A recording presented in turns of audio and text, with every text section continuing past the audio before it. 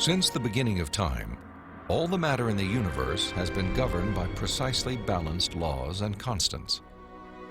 During an interview with Robin Collins, a philosopher with degrees in mathematics and physics, Strobel learned how these laws offer compelling evidence for a creator and conspire to make the universe habitable for life. The laws of physics are balanced on a razor's edge for life to occur. For example, if you didn't have something like gravity that pulled matter together, you would never get planets, you wouldn't get stars, you wouldn't get any complex organisms.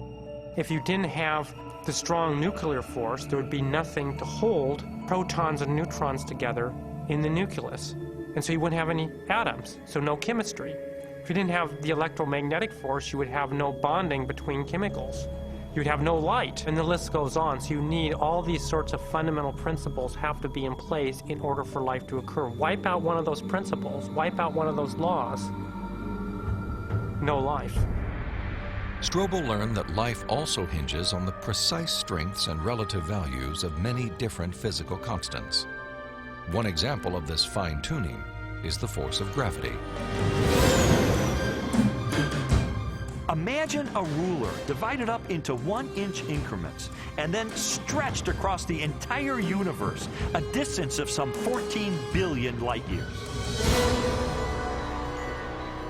For the purposes of illustration, the ruler represents the possible range for gravity. In other words, the setting for the strength of gravity could have been anywhere along the ruler, but it just happens to be situated in exactly the right place so that life is possible. Now, if you were to change the force of gravity by moving the setting just 1 inch compared to the entire width of the universe, the effect on life would be catastrophic. No large-scale life forms could exist. Anything that was more than the size of a pea would be completely crushed. So you might be able to get life of a very, very primitive sort, such as bacteria, but you could never get conscious observers.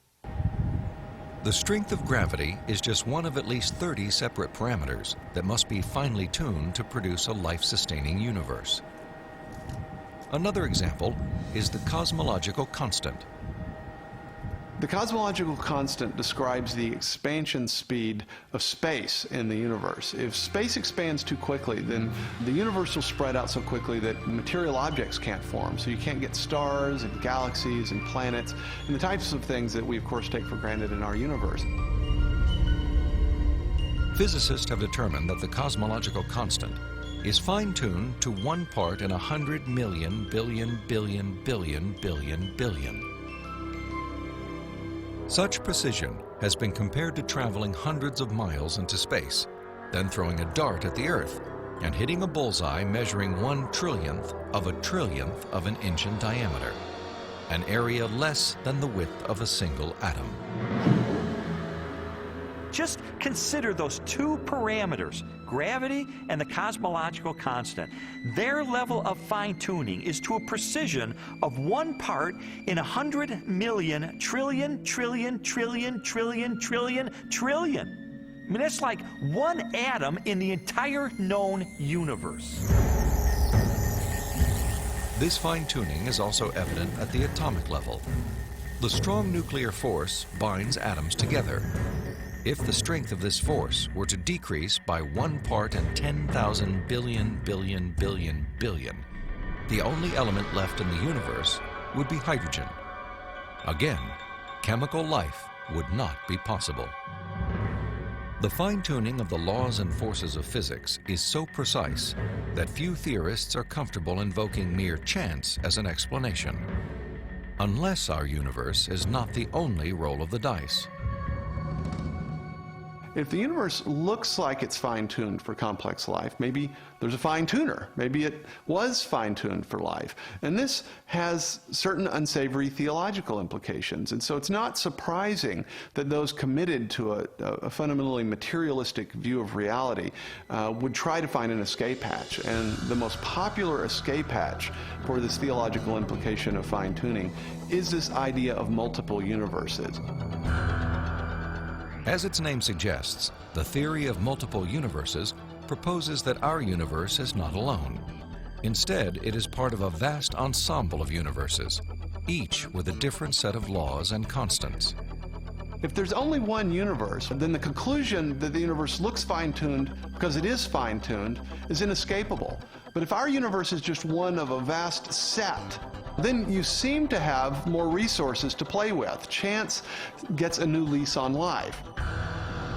I sometimes try to imagine what physicists have in mind that postulate this idea of multiple universes. I mean, what would the generator look like that creates them? Maybe it's like a giant monolith that has dozens of different dials, each of which has to be set to the right physical constant.